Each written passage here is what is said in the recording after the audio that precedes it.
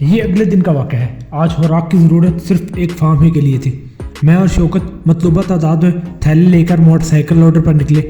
شوکت لوڈر چلا رہا تھا، میں عقب میں مچھلی کی خوراک کے تھیلوں پر بیٹھا ہوا تھا۔ شوکت نے شارٹ کٹ کی غرض سے ایک نیم پختہ پگڈنڈی لے لی۔ ہم کچھ کچی دیواروں والے مکانات کے قریب سے گزرتے رہے کہ میلے سے کرتے اور تہ بند میں ملبوس ایک بوڑھا شخص سامنے آ گیا۔ شوکت نے لوڈر کی رفتار کم کر لی۔ غالباً بوڑھا شخص اس کا سناچہ تھا۔ بوڑھے نے ماتھے پر ہاتھ کا چھجا سا بنا کر شوکت کی طرف دیکھا۔ اس کی ویران سی آنکھوں میں سناشائی کی چمک نمودار ہوئی۔ اس نے بلند آواز میں کہا، اوے شوکا ہی ہے نا تو پتر؟ شوکت نے لوڈر کنارے پر روکتے ہوئے کہا، ہاں چچا، اب موتیے کا آپریشن کروا ہی لے۔ بوڑھے نے ایک دل آویز آہ بھری، آپریشن کے لیے کون لے جائے مجھے شہر؟ دلدارے کا آسرا تھا، پتہ نہیں کہاں نکل گیا، زندہ بھی ہے یا نہیں؟ بوڑھے کی آواز سینے میں دب گئی۔ شوکت کے ساتھ میں بھی لوڈر سے اترا۔ شوکت نے بوڑھے کو ساتھ لگا لیا۔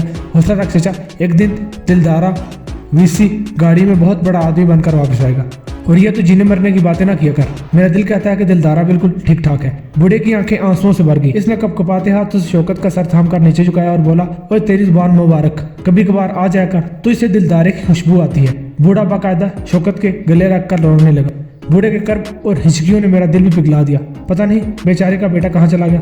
شوکت کی آنکھوں میں بھی آنسو آ گئے۔ بوڑھے سے نظر بچا کر اس نے آنسو صاف کرتے ہوئے کہا، کوتاہی ہو گئی چچا، اب جمعے کی جمعے ضرور آیا کروں گا۔ بوڑھے نے کرتے کے پلو سے آنکھیں صاف کرتے ہوئے میری طرف دیکھا۔ یہ کون ہے؟ ملک صاحب کا نیا کامہ ہے، آج دوسرا دن ہے اس کا، شوکے نے جواب دیا۔ بوڑھے کا کپکپاتا ہاتھ میرے سر پر آیا۔ دراز عمری کی اس نے دعا کی، ساتھ ہی اس نے کہا، مہمان ہے پھر تو، آ لے آ اسے بھی، چائے پی لے، تیری چاچی بھی تجھے دیکھ کر آنکھیں ٹھنڈی کر لے گی۔ کچھ دیر تک ہم ایک کچے آنگن میں چارپائی پر بیٹھے ہوئے، 3 مدکوک اور سہمے سے بچے، ایک اداس آنکھوں والی اجڑی پجڑی سی نوجوان لڑکی اور بوڑھی عورت اس خاندان کی قسم پرسی اور مفلوق الحالی کا قصہ سنا رہے تھے۔ شوکت بوڑھے کے گمشدہ بیٹے دلدار کا دوست تھا۔ بوڑھی عورت دلدار کی ماں، جوان سال لڑکی اور بچے دلدار کے ہی بیوی بچے تھے۔ مجھے یاد آیا کہ کل میں نے جس عورت کو بڑی احتیاط سے 1000 کا نوٹ پلو سے باندھتے دیکھا تھا، وہ دلدار کی ماں ہی تھی۔ مٹی کے پیالوں میں آنے والی چائے خلوص کی مٹھاس سے لبریز تھی۔ بوڑھی عورت بار بار اپنے بیٹے کو یاد کر کے رونے لگ جاتی۔ دلدار کی بیوی بھی چنری میں منہ دے کر ہچکیاں لینے لگتی۔ ہم وہاں بڑے بوجھل دل کے ساتھ اٹھے۔ میں نے کچھ نوٹ بمشکل دلدار سے لے کر بچوں کو دے پایا۔ سہمے بچے کھل اٹھے۔ ان کی خوشی نے تھوڑا بوجھ ہلکا کر دیا۔ وہاں سے نکلے تو شوکت چپ چاپ سا تھا، نہیں تو پہلے وہ گنگنا رہا تھا۔ یقیناً اس کے دل پر بھی بوجھ تھا۔ میں نے گفتگو کا آغاز کیا، کہاں چلا گیا ہے یہ دلدارہ اپنے گھر والوں کو چھوڑ کر؟ شوکت نے ٹھنڈی سانس لے کر کہا، پتہ نہیں یار، یہاں سے تو کراچی جانے کا کہہ کر گئے تھے تینوں کون؟ میں چونکا، دلدار کے ساتھ اور بھی افراد تھے۔ شوکت نے اسبات میں سر ہلایا۔ فقیر علی اور خورشید بھی تھے۔ تینوں بڑی خوشی سے گئے تھے کہ کراچی میں لنڈے کا کام کریں گے، کچھ پیسے بھی جوڑے ہوئے تھے انہوں نے۔ یہاں جانے کے بعد تینوں کی پھر کوئی خیر خبر نہیں آئی۔ 3 افراد کی پراسرار گمشدگی میں دلچسپی محسوس ہوئی۔ میں نے پوچھا، فقیر علی اور خورشید سے بھی تمہاری جان پہچان ہے؟ آہو جی، تینوں ہوئی ملک صاحب کے کام میں تھے، فارموں پر ہی ہوتے تھے، بلکہ مجھے بھی نوکری دلدار نے ہی دلوائی تھی۔ شوکت کی سادہ سی انداز میں کہی گئی اس بات نے میرے پورے وجود میں سنسنی دوڑا دی۔ ملک گل شیر کے فارم پر کام کرنے والے 3 نوجوان پراسرار گمشدگی ضرور کوئی نہ کوئی خاص وجہ رکھتی تھی۔ رات کو سونے سے پہلے میں نے بذریعہ SMS طارق سے بات کی اور ان تینوں کو گمشدہ افراد کے بارے میں کھوج لگانے کا ٹاسک دیا۔ طارق کو بھی اس پراسرار معاملے کی خوشبو آنے لگی تھی۔ اس نے مجھے اور اپنی فائزہ کی کارکردگی سے آگاہ کرتے ہوئے بتایا کہ محنت کش ماں بیٹی کے مجرموں کا سراغ لگانے کے لیے کھوجیوں سے بھی مدد لی گئی ہے۔ کھوجیوں نے 5 افراد کے پاؤں کو کھرا اٹھایا جو پکی سڑک پر آئے اور پھر واپس گئے۔ پکی سڑک کے کنارے کسی گاڑی کے ٹائروں کے نشانات بھی دیکھے گئے تھے۔ یہ سب پولیس رپورٹ میں سے پہلے تھا جسے میں پڑھ چکا تھا۔ طارق نے کھوجیوں سے ذاتی طور پر ملاقات بھی کی۔ کھوجیوں نے کہا کہ ان 5 افراد کا کھرا انہوں نے کہیں اور دیکھا تو اسے شناخت کر لیں گے۔ 3 دن گزر گئے، میرا دوسرے فارم پر بھی آنا جانا لگا رہا، کوئی مشکوک سرگرمی میرے علم میں نہیں ہے۔ چوتھے دن مینیجر حرم نے مجھے اپنے کمرے میں بلایا۔ وہ حاصل اجرت میں نظر آ رہا تھا۔ وہ مجھے دیکھتے ہی بولا، تم V8 گاڑی چلا لو گے؟ میں نے کہا، کیوں نہیں، اسے چلانا تو بہت آسان ہے۔ الیکشن کے دنوں میں کچھ دن میں نے حاجی فیروز صاحب کے ساتھ ہمارے علاقے کے MN ہیں ان کی V8 چلائی تھی۔ گڈ ہو گیا، تم شوکت کے ساتھ اسلام آباد چلے جاؤ، وہاں سے گاڑی لانی ہے۔ میں نے سینے پر ہاتھ رکھا، میں حاضر ہوں جناب۔ اسی رات میں اور شوکت بذریعہ GT روڈ ایک بس میں اسلام آباد کے لیے روانہ ہو گئے۔ سفر کے آغاز ہی سے شوکت بہت خوش تھا۔ میں نے پوچھا، خیر ہے، کس بات کی خوشی چڑھی ہوئی ہے شہزادے؟ یار تھوڑا گڈی میں اسلام آباد کی سڑکوں پر مستی کریں گے، خرچے کے پیسوں میں ڈنڈی مار کر اچھی جگہ کھانا کھائیں گے، تو خوش نہیں ہو رہا؟ میں نے اس کے گھٹنے پر ہاتھ مارا۔ تیری زبان کھلی ہے تو مجھے بھی خوشی چڑھ گئی ہے۔ ویسے یہ گاڑی منگوائی کیوں جا رہی ہے؟ ملک صاحب نے خریدی ہے کیا؟ اس نے نفی میں سر ہلایا۔ ملک صاحب کے ولایت سے مہمان آ رہے کے لیے خاص انتظام ہو رہا ہے۔ شوکت باتونی تھا، شروع ہو گیا، مہمان آتے رہتے ہیں، ان کی پوری جان سے جی حضوری کرنا، بہت کچھ دے کر جاتے ہیں۔ پچھلی دفعہ इन्हीं की बख्शिश से तेरी भरजाई को 0 मीटर टच वाला मोबाइल लेकर दिया था। इस दफ़ा अपने लिए ले लूंगा। मैं तो शागिर्द हुआ आज से तेरा। मैंने चापलूसी से काम लिया। तेरी शागिर्दी में ज़रूर मेरी बेड़ी किनारे लग जाएगी। तनहा मिलते ही सूट और मिठाई का डब्बा लेकर बाकायदा शागिर्दी में बैठ जाऊंगा। शौकत फूल गया। सूट की सिलाई तेरा अब्बा देगा। मैंने इसकी टांगें दबाई। वो भी साथ होगी उस्ताद जी। इस्लामाबाद पहुंचने से पहले मैं शौकत की ज़ुबानी बहुत कुछ जान गया। बाहर से जब भी मेहमान आते तो उनके लिए मलक साहब के दोस्त MP चौधरी सलामत की गाड़ी मुस्तआर ली जाती। गाड़ी लाने और वापस छोड़ने की जिम्मेदारी मलक के घरेलू ड्राइवर की थी। इसके शदीद बुहार में मुतला होने के सबब ये जिम्मेदारी मुझे दी गई। मैं चूँकि नया बंदा था इसलिए शौकत मेरे साथ था। इस्लामाबाद के सेक्टर F9 के एक शानदार बंगले के सर्वेंट क्वार्टर में हम दोनों ने चंद घंटे आराम किया और फिर हम शाम के डलते साए में शानदार और शाहाना डेल डोल रखने वाली गाड़ी में वहाँ से निकल गए। 1 घंटा हमने इस्लामाबाद की सड़कों को नापा, फिर शौकत के मनपसंद होटल से खाना खाया, फिर वापसी गिरा ली। अगली रात मेरी तारक से बात हुई तो अंदाज़ा हुआ कि हम बिल्कुल दुरुस्त सिमत में आगे बढ़े हैं। तारक और फायजा ने मेहनत करके बहुत कुछ खोज निकाला था और कुछ मफरूज़े भी मेरे साथ शेयर किए थे। दिलदार, फ़कीर अली और खुर्शीद मलक गुलशेर के मुलाजिम थे। तीनों ने अचानक ही कराची जाकर लंडे का काम करने का प्रोग्राम जाहिर किया। वो बहुत जल्दी में गांव से रवाना हो गए। जाने से पहले उन्होंने ये बताया कि इन तीनों का प्रोग्राम पहले से तय था और वो पैसे जोड़ रहे थे। तीनों इकट्ठे ही गांव से रवाना हुए। इसके बाद इन तीनों की कोई खबर नहीं कि वो कहाँ गए। घर वालों से भी कोई रब्ता नहीं था। दिलदार के अलावा बाकी दोनों गैर शादीशुदा थे। तीनों के दोस्त, रिश्तेदार और घर वाले दर्जनों दफ़ा कराची इनकी तलाश में गए और लंडे के बाजारों की हाँक छानी, लेकिन नाकाम वापस आ गए। फायदा और तारिक ने तारीखों का तयन किया। जिस वक्त दोनों बहनों और मेहनत कश खातून और इसकी बेटी के साथ दरिंदगी हुई, इस वक्त ये तीनों यहाँ थे ही नहीं। अलबत्ता आसिफ जलाल की बीवी और बेटी के साथ होने वाली दरिंदगी के वक्त वो न सिर्फ इलाके में मौजूद बल्कि इसके ठीक 3 दिनों बाद मंजर से गायब हो गए। ये बात इन्हें शक के मजबूत घेरे में ले आई। ऐन मुमकिन था कि ये वारदात उन्हीं तीनों ने की हो और फिर कानून की गिरफ्त में आने के खौफ से भाग निकले हों और कहीं रूपोशी की जिंदगी गुजार रहे हों। यह मफरूज़ा बेहद ताकतवर और हकीकत के करीब तरीन था। यहाँ ये बात भी दिलचस्पी की हामिल थी कि फिश फार्म का मैनेजर हुरम आसिफ जलाल का हमसाया था और मशकूक अफराद की फहरिस्त में न सिर्फ इसका नाम आया था बल्कि इसका DNA भी हुआ था। रिपोर्ट इसके हक में आ जाने के बाद इसके हवालात से जान छूटी थी। आसिफ जलाल की फैमिली को दरिंदगी का निशाना बनाने वाले 3 अफराद थे और तीनों के DNA मिल गए थे। अचानक गायब हो जाने वाले दिलदार वगैरह भी 3 बंदे ही थे। यहाँ तारक ने गुल हमीद साहब से मदद लेने का फैसला किया। फ़कीर अली के छोटे भाई ने बताया कि इन तीनों ने ट्रेन की बर्थें बुक करवाई थी। इसने फ़कीर अली के पास रिजर्वेशन की स्लिप भी देखी थी। तकरीबन पाकिस्तान के सभी रेलवे स्टेशन पर सिक्योरिटी की गर्ज से CCTV कैमरे लगे हुए थे। इन कैमरों के दस्तियाब डाटा की मदद ली जा सकती थी कि मुकर्रर तारीखों में ये लोग कहाँ से सवार हुए और कहाँ उतरे। तारिक ने बताया कि सिक्योरिटी इदारों के पास ऐसा सॉफ्टवेयर मौजूद था जो तस्वीर की मदद से सिक्योरिटी कैमरों के अंदर रिकॉर्डेड डाटा में तस्वीर के हामिल को बहुत कम वक्त में ढूंढ लेता था। मुझे फ़ोन पर उंगलियां चलाते देकर शौकत ने कहा, यार ये तो फ़ोन पर चैट भी कर लेता है। इसने हैरानगी से पूछा, जी उस्ताद जी, चंद साल स्कूल के मास्टरों के जूते खाए हैं। बीवी से कुछ बातें लिख कर काम लेता हूँ। वो बड़ी मानस है, 5 जमातें पड़ी हुई है, काम चला लेती है। शौकत ने दिलचस्पी ली, यार मुझे भी सिखा दे। तेरी भरजाई से कुछ बातें ज़ुबान से करते हुए मुश्किल होती है, वो भी शर्माती है। वो स्कूल की पढ़ी हुई है, बस मुझे सिखा दे। मैंने कहा, कोई मसला ही नहीं, दिनों में रवां कर दूंगा, फिर करते रहना दिल की बातें। वो जीप कर सूरज चेहरे के साथ हंसा। इसी वक्त शीदा गरम गरम चाय ले आया और मौजूद तब्दील हो गया। मलक गुलशेर की फैमिली ड्राइवर जिसका नाम हमजा शाह मालूम हुआ था, इसकी हालत बदस्तूर खराब थी और इसलिए V8 पर मेरी ही ड्यूटी लगी हुई थी। अगले दिन दोपहर 2 बजे के लगभग हम मेहमानों को लेने के लिए नौशहरा कलां के रेलवे स्टेशन की तरफ रवाना हो गए। मेरे साथ V8 में गुलशेर और इसका दामाद था।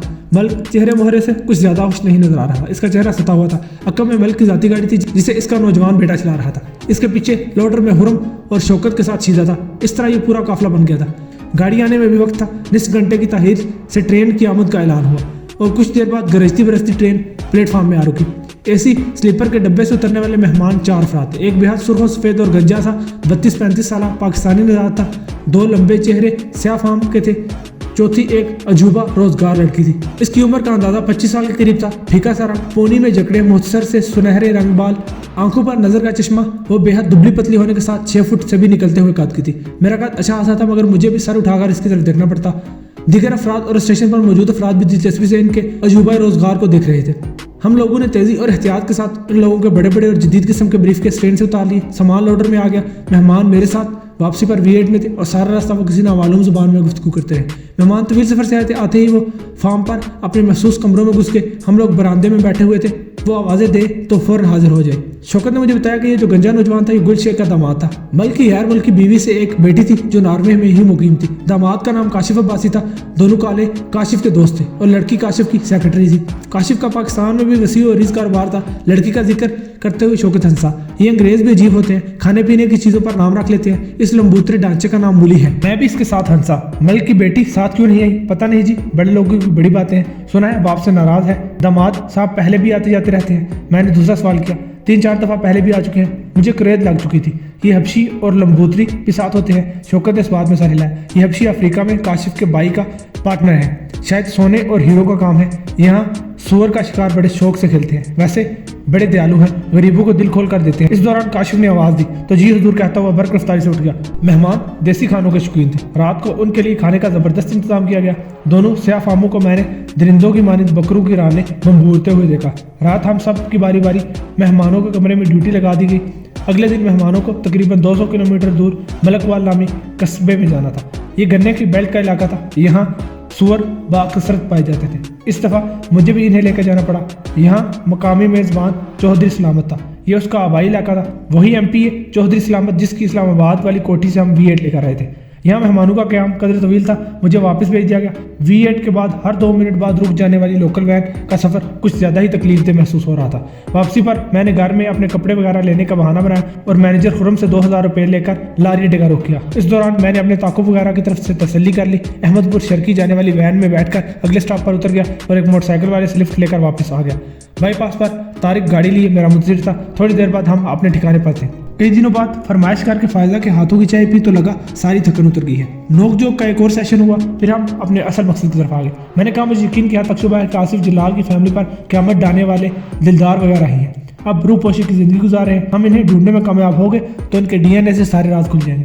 तारिक ने कहा मेरा लैपटॉप थोड़ा सा चार्ज हो जाए तो देखते हैं। गुल हमीद साहब की तरफ से कोई मेल आई होगी तो ज़रूर इसमें कुछ ना कुछ होगा। फिर इसने पुरख्याल अंदाज में नजरें घुमाई और बोला मान लिया कि आसिफ जलाल के मुजरिम दिलदार वगैरह ही हैं तो फिर दीगर 2 वारदातों को किस खाने में फिट करेंगे। दोनों बहनों पर यह बात तकरीबन यकीनी है कि जुल्म मलिक शेर के फिश फार्म पर ही ढाया गया है। इससे तो यही साबित होता है कि यह वारदातें आसिफ जलाल वाली फैमिली से हटकर किसी और ने की हैं। मैंने कहा मैं तो पहले ही इस बात का हामी रहा हूँ। आखिरी 2 वारदातों में मुमासलत है। फैज़ान ने इस मौके पर कहा मुझे तो लगता है ज़रूर कोई बड़ी गेम चल रही है। कुछ ना कुछ तो है जो निगाहों से ओझल है। वारदातें बेशक मुख्तलिफ अंदाज की हैं मगर सब के डांडे मलिक गुल शेर से ही मिलते हैं। आसिफ जलाल की फैमिली के साथ दरिंदगी करने वाले मुबैना दरिंदे मलिक के मुलाजम थे। इसका मैनेजर हुरम इसके फैमिली के पड़ोस में रहता है और दीगर अफराद के साथ मशगूल भी रहा है। दोनों बहनों के साथ भी दरिंदगी मलिक के फिश फार्म पर ही हुई है। मेहनत कश बेटी भी मलिक के फिश फार्म से ज़्यादा दूर नहीं रहती। इन सारे टुकड़ों को जोड़े तो एक अधूरी सी तस्वीर तो बनती है जो मलिक की तरफ इशारा करती है। मेरा तो ख्याल है कि मलिक को माँ इसके मुलाजमीन उठा लेते हैं। दूध का दूध और पानी का पानी अलग हो जाएंगे। तारिक ने कहा ख्याल तो बुरा नहीं, पहले जरा दिलदार वगैरह को देख लीजिए। ये कहकर वो अपना लैपटॉप चार्जिंग के प्लग से अलहदा करके लिया। इस अरसे में मैंने फायदा के हाथ अपने हाथ में लिए रखा। तारिक को पलटता देखकर इसने आहिस्तगी से हाथ छुड़ा लिया। इसके चेहरे पर शर्मगी तासुर उभरा है। लैपटॉप की स्क्रीन पर नजरें जुमाए इसे थोड़ी सी देर हुई कि इसकी सनसनाती हुई आवाज उभरी। ओह वो तीनों मिल गए। मैं और फायदा बेक वक्त लैपटॉप की जानिब झुके तो हमारे साथ टकरा गए। फायदा ने सर थाम लिया। तारिक भी मुस्कुराते हुए कहा कोई बात नहीं, तुम लोगों के दिल भी ऐसे ही टकराए थे। फायदा ने जले बुने अंदाज में कहा मगर इस टक्कर से इस तरह दिमाग तो नहीं घूम गया था। इसने अभी तक सर पकड़ा हुआ था। तारिक की मुस्कुराहट और गुशादा हुई। दरअसल दिमाग ही तो घूमा था। फायदा इसका मतलब समझकर हंसने लगी। मैंने लंबी सी आह भरते हुए कहा आह कभी सर जोड़ लेते हैं और कभी कबाब दिलों की मुलाकात हो जाती थी मगर जब से कबाब में हड्डी फायदा झीम गई। इसने उठने के लिए पर तोले मैं जा रही हूँ। मैंने जल्दी से इसका हाथ थामा और तारिक को मसनूई डांट पिलाई। यार काम की बात करो, कहाँ फजूल बातें लेकर आते हो, अब आगे चलो। तारिक ने स्क्रीन पर नजरें जमाई और मसनूई संजीदगी से बोला आगे बताता हूँ मगर तुम जरा मेरी आपी का हाथ छोड़ो, ये कहीं नहीं जाने वाली। इस दफा फायजा ने पास पड़ा कुशन उठाकर तारिक के सर पर दे मारा। थोड़ी देर बाद पूरी तस्वीर सामने थी। दिलदार वगैरह ट्रेन में बैठे जरूर थे मगर ये मोहाली से मत जाने वाली ट्रेन थी। डाउन की बजाय वो तीनों अब ट्रेन में बैठे थे। इसके बाद वो दोबारा रावलपिंडी के सिटी स्टेशन पर नजर आए जिसके बाद वो इंसानों के जंगल में खो गए। मैंने कहा रावलपिंडी जदीद शहर है, वहाँ जगह जगह सिक्योरिटी कैमरे हैं। गुल हमीद साहब को इन्हें ढूंढने का टास्क दो, मुझे यकीन है कि हम इन्हें ढूंढने में कामयाब हो जाएंगे। फायजा ने लुकमा दिया। उन्होंने कहीं अपने शनाख्ती कार्ड भी इस्तेमाल किए होंगे, रिहाइश के लिए होटल या सराय वगैरह, और मुमकिन है उन्होंने माहाना बुनियाद पर कोई मकान वगैरह या कमरा वगैरह लिया हो। इन लकीरों पर आगे बढ़ेंगे तो जरूर कोई ना कोई निशान मिल जाएगा। तारिक ने फौरन इस पर अमल किया। रात गए हम बातें करते रहे। तारिक सोने के लिए उठा तो फायजा को मुझे अपनी धड़कनों के साथ लगाने का मौका दिया। वो मुझ में समा गई। कितने महीनों बाद हम चंद दिन एक दूसरे से दूर रहे थे। अगले दिन सुबह सुबह गुल हमीद साहब की जानिब से दूसरी मेल आ गई। इन तीनों ने एक टैक्सी के जरिए रावलपिंडी से इस्लामाबाद का सफर किया था। आखिरी दफा इन्हें F9 कमर्शियल मार्केट के करीब देखा गया था। F9 के नाम से मैं चौंका। गाड़ी भी तो F9 के ही एक बंगले से लाया था, MP चौधरी सलामत के बंगले से। मेरी जिस समय सनसनी दौड़ गई। एक दफा फिर मलिक का नाम सामने आ रहा था। चौधरी सलामत मलिक गुलशेर का ही दोस्त था। इन तीनों की मंजिलें कहीं F9 का वो बंगला तो नहीं था। मैंने इस बात से फायदा और तारिक को आगाह किया तो वो भी पुरजोश नजर आए। ये बात फौरन गुल हमीद साहब तक पहुंचाएगी। उन्होंने वादा किया कि वो मज़कूरा बंगले के इर्द गिर्द फुटेज हासिल करने की कोशिश करेंगे। साथ ही उन्होंने हमें मुहतात रहने का भी कहा। चौधरी सलामत बरसरे इक़्तिदार पार्टी का MP था। वो हासे असर रसूख का मालिक था। वो एक बड़ा जमींदार भी था और कुछ लोगों का कहना था हम ख्याल के नाम से वो MPs पर मुश्तमिल एक प्रेशर ग्रुप को भी लीड कर रहा था। ये सब हमें गुल हमीद साहब ने बताया था। मेरी रवानगी से थोड़ी देर पहले गुल हमीद साहब की तीसरी मेल भी आ गई। हमारे काम से वो खुश थे और पूरी दिलचस्पी ले रहे थे। MPA चौधरी सलामत के बंगले की तरफ से मुड़ने वाली सड़क पर सिक्योरिटी कैमरा नस्ब था। वो तीनों इस कैमरे में नजर आए। हाथों में बैग लटकाए पैदल ही थे। इसी वक्त इनके करीब से एक गाड़ी गुजरी थी। मैं बुरी तरह चौंक गया। मेरे कहने पर तारिक ने फुटेज को थोड़ा सा पीछे ले जाकर इस गाड़ी को जूम किया। बिलाशुबा इस गाड़ी की फ्रंट सीट पर नजर आने वाले शख्स काशिफ अब्बासी था। मलिक गुलशेर की पहली बीवी से होने वाली बेटी का शोहर, जो आजकल दोबारा पाकिस्तान में। मैंने अब्बासी और इसके दोस्तों के बारे में तारिक और फायदा को बताया तो वो भी उछल पड़े। अब्बासी का इस फुटेज में नजर आना ऐसी कहानी सुना रहा था जिसका हम सिरा थामने की कोशिश कर रहे थे। जरूर कोई ऐसी गेम चल रही थी जो फिलहाल हमारी नजरों से ओझल थी। इसका सुराग लगाने के लिए मेरा वापस जाना बेहद जरूरी हो गया था। वापस आकर मैंने शीदे के साथ मिलकर पहले ट्यूबवेल चलाया, फिर तालाबों में पानी का लेवल मुकर्रा मायार पर कर दिया। शौकत घर का चक्कर लगाने गया हुआ था। मगरब तक वो भी वापस आ गया। शौकत आज जरूरत से कुछ ज्यादा ही खुश नजर आ रहा था। वो पैसा जोड़ जोड़ कर रखने वाला शख्स था, मगर आते हुए वो बेकरी से फ्रूट केक लेकर आया था। यहाँ से इसकी खुशी का अंदाजा होता था। रात का खाना जल्दी खा लिया जाता था, इसलिए चाय और फ्रूट केक का प्रोग्राम खाने के बाद कर रखा गया। गार्ड रजब अली ने जब इसकी फयाजी की वजह पूछी तो शौकत ने कहा, कल बेबे मेरे रिश्ते की बात करने जा रही है तुम्हारे परजाई के घर। हस्बे आदत इसने आंख दबा कर कहा, सोचा तुम लोगों का पहले ही मुंह मीठा करा दो। रजब अली ने इसे खुश होकर झंझोड़ा, ओए खोते, मुंह मीठा तो गुलाब जामुनों से होता है, नहीं खाना हमने ये केक शेक। मैंने और शीदे ने भी इसकी हाँ में हाँ मिलाई। शौकत से खुशी छुपाई नहीं छुप रही थी। बोला, ओए ये तो खाओ, गुलाब जामुन भी जरूर खिलाऊंगा, बस बात पक्की हो जाए। शीदे ने मानी है अंदाज में कहा, बात तो तू पहले ही पक्की कर चुका है। सबका मुश्तरका कहका बुलंद हुआ। खाने के बाद शौकत ने ऐलान किया कि आज चाय वो खुद ही बनाएगा। इसके ऐलान से सबसे ज्यादा शीदा खुश हुआ। रजब अली कमरे में पाँव पसार कर लेट गया। शीदा राइफल संभाल कर बाहर निकल गया। मैंने भी फार्म हाउस के साथ चहलकदमी शुरू कर दी। थोड़ी देर बाद शौकत अली किचन में चला गया। मैं वॉक करता हुआ किचन में चलाया। मैंने महसूस किया कि अचानक मुझे किचन में पाकर शौकत अली कुछ घबरा सा गया है। हाथ में मौजूद चीनी के डब्बे को इसने जल्दी से शेल्फ पर रख दिया। इस दौरान एक कागज की पर्ची इसके कदमों में गिरी थी, जिस पर जर्द सी किसी दवाई के ज़रात बाकी थे। मैंने अपने तासुरात को काबू में रखते हुए आम से अंदाज में कहा, उस्ताद जी यही कुछ पकाकर हाथ सीधा कर लो, फिर हमारी परछाई की खिदमतें ही करनी है सारी उम्र। इसने इत्मीनान का गैर महसूस अंदाज में सांस लेकर खोखली हंसी के साथ कहा, आहो यार, वो नाजुक हाथों से कहाँ रोटियां थापती फिरेगी, मशवरा तो ठीक दे रहा है। साथ ही इसने बड़ी चाबुक दस्ती से कदमों में पड़े कागज पर पाँव रख दिया। मुझे किसी शदीद किस्म की गड़बड़ का एहसास हुआ। शौकत ने खोलती हुई चाय से एक चम्मच लिया और इसे सड़कते हुए बोला, थोड़ा सा पानी कच्चा है, तू कमरे में चल, मैं आ रहा हूँ। साथ ही इसने फ्रूट केक एक प्लेट में खोला। मैंने केक का एक टुकड़ा उठाया। कमरे में जरा दम घुट रहा था। मेरा कप मुझे बाहर ही पकड़ा देना। ओ कहीं रजब ने कमरे में ही तो पक्का सिगरेट नहीं लगा लिया? शौकत ने कदरे गुस्से में पूछा। गार्ड रजब अली को चर्स पीने की आदत थी और कमरे में इसके चर्स वाली सिगरेट पीने पर पाबंदी थी। मैंने जल्दी से कहा, नहीं उस्ताद, वैसे जरा खुली हवा में खड़ा होने को दिल कर रहा है। घर रात गुजार कर भी तेरी तबीयत ठीक नहीं हुई। शौकत ने मानी है अंदाज में कहा, खुली हवा गाड़ी खा आते तो अच्छा था। मैं फरमाइशी हंसी के साथ किचन से बाहर आया। केक का पीस मैंने खाना शुरू कर दिया। दिल में एक तूफान बरपा था। मुझे 100% यकीन था कि शौकत ने चाय में कुछ मिलाया है। हमसे कोई दुश्मनी तो नहीं थी कि जहर मिला देता। मुमकिन तौर पर चाय में कोई हवा और दुआ मिलाई गई थी। हमें गहरी नींद सुलाने का क्या मकसद हो सकता था? क्या फार्म पर आज कोई खास खेल खेले जाने वाला था जिसका एक किरदार शौकत अली भी था? थोड़ी सी देर बाद बड़ी सी ट्रे में चाय के 4 कप और केक वाली प्लेट के साथ शौकत अली किचन से बाहर आया। शीदे को देखकर इसने हाँक लगाई। सीधा बोला, यही ले आ यार, अब अंदर क्या जाओ। मैं भी करीब चला गया। शीदे ने चाय के कप के साथ 2 केक के पीस उठा लिए। मैंने चाय का कप उठाया तो शौकत अली ने कहा, केक का एक और पीस भी तेरे हिस्से में आ रहा है। मैंने दूसरा पीस उठाते हुए शौकत के सामने चाय की एक जोरदार सुड़की ली। वाह उस्ताद, क्या जानदार चाय बनाई है, इसे पीकर तो मुर्दा भी जिंदा हो जाए। शीदे ने भी एक चुस्की लेकर चाय की तारीफ की। शौकत बाकी मानता केक और कप लेकर कमरे में चला गया। मुझे चाय में मामूली से कड़वाहट महसूस हुई। मैंने अपना कप उठाकर इसी कुर्सी की तरफ बढ़ गया जो मुलाजमों के कमरे के लिए खिड़की के सामने पड़ी होती थी। रास्ते में लम्हा भर के लिए वॉशरूम की ओट मुयसर आई तो मैंने तेजी से अपना कप वहीं खाली कर दिया। कुर्सी पर बैठकर मैंने चुस्की चुस्की चाय पीने की भरपूर अदाकारी की। खिड़की के शीशे इस पार से शौकत मुझे देख सकता था। थोड़ी देर बाद मैं कमरे में दाखिल हुआ तो रजब ने लिहाफ ओढ़ लिया था। चाय के हाली कप ट्रे में ही पड़े हुए थे। मैंने भी अपना कप ट्रे में रख दिया। शौकत ने भी चाय पी ली। यकीनन कप इसने अलहदा पानी से बनाया था। मुझे देखकर शौकत बोला, कप्पों को लेकर जाकर पानी मार कर रख दे। शीदे वाला कप भी ले लेना, मैं सोने लगा हूँ। शीदे को कहना कि 2 बजे से पहले मुझे न जगाए। ठीक है उस्ताद जी। मैंने ताबेदारी का मुजाहरा किया। ہدایات پر عمل کر کے اب میں واپس کمرے میں آیا اور اپنے لحاف میں گھس گیا۔ اب مجھے صرف انتظار کرنا تھا۔ 1 گھنٹے کے لگ بھگ جب رجب علی کے دھیمے دھیمے ہراٹے سنائی دینے لگے تو پھر شوکت علی کے بھی شروع ہو گئے۔ مجھے احساس تھا کہ یہ ہراٹے مصنوعی ہیں۔ وقت چونٹی کی رفتار سے رنگتا ہوا محسوس ہو رہا تھا۔ دور کہیں گھڑیال ہر گھنٹے کے بعد وقت کے مزید بیت جانے کا اعلان کرتا۔ پھر جیسے ہی گھڑیال نے رات کے 12 بجنے کا اعلان کیا مجھے اپنے قریب حرکت محسوس ہوئی۔ یہ شوکت تھا جس نے اپنا بستر چھوڑ دیا تھا۔ اس نے پہلے مجھے آواز دی اور پھر باقاعدہ جھنجھوڑا، اوے ستیہ ناس، تیرے موبائل کا ساری نیند خراب کر دی۔ کون سی بیبے اس وقت تجھے یاد کر رہی ہے؟ میرا موبائل خاموش تھا۔ وہ بڑی ہوشیاری سے مجھے چیک کر رہا تھا۔ میں نے گہری سانسوں کے سوا کوئی جواب نہ دیا۔ میرے بعد اس نے رجب علی کو اسی انداز میں چیک کیا۔ تسلی ہونے کے بعد وہ اٹھ کر کمرے سے نکل گیا۔ دروازہ کھلنے اور بند ہونے کی آواز واضح سنائی دی تھی۔ ملازمین کا کمرہ فارم کے گودام کے ساتھ ہی تھا۔ کھڑکی یا دروازے سے پورا فارم نظر آتا تھا۔ میں نے آہستہ سے اپنا بستر چھوڑا۔ کمرے میں 0 پاور کے نیلگوں بلب کی روشنی پھیلی ہوئی تھی۔ میں جھکے بڑے آرام سے کھڑکی تک پہنچ گیا۔ تھوڑا سا سر اٹھاتے ہی مجھے باہر کا منظر صاف نظر آنے لگا۔ شوکت داخلی گیٹ کے قریب کھڑا تھا۔ اس نے اپنا موبائل کان سے لگایا ہوا تھا۔ قریب ہی ایک کرسی الٹی پڑی ہوئی تھی اور شیدہ اس کے قریب آڑا ترچھا پڑا ہوا تھا۔ آدھی سے زیادہ رائفل اس کے نیچے دبی ہوئی تھی۔ یقیناً کرسی پر بیٹھے بیٹھے اس پر غنودگی کا شدید حملہ ہوا تھا اور وہ نیچے گر کر وہیں اسی حالت میں سو گیا تھا۔ فون کان سے ہٹانے کے بعد شوکت بے قراری سے گیٹ کے پاس ٹہلنے لگا۔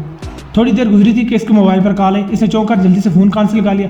اس کی گفتگو کے دوران ہی فارم کے گیٹ کے باہر ہیڈ لائٹ چمکی۔ میں نے اندازہ لگایا کہ یہ ہیڈ لائٹ کسی موٹر سائیکل کی تھی۔